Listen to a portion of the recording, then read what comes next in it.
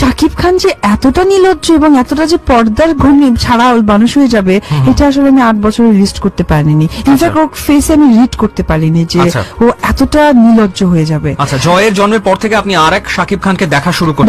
জয় concept করার পর থেকে। যেখানে স্বার্থ আছে সেখানেই সাকিব রয়েছে। স্বার্থের পাগল সাকিব খান।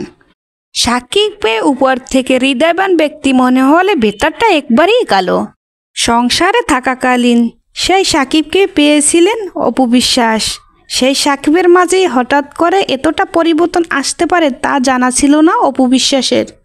ঠিক এভাবেই সাকিবের প্রতি অভিযোগ দায়ের করে যাচ্ছিলেন অপু বিশ্বাস। তিনি বলেন সাকিব খান এতটা নির্লজ্জ। তিনি বলেন সাকিব খান একটা নির্লজ্জ, যেখানে খাবার পায় সেখানে আঁঠু পেতে বসে, যাকে এক কথায় নির্লজ্জ বলা হয়।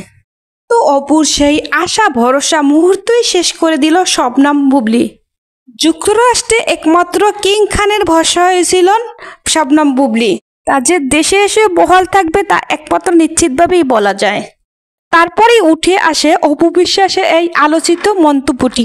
বিশ্বাসের কথাটি বোঝা যায় তার ভিতরে যে রাগটা ছিল তা তিনি ঝেড়ে ফেলেছেন।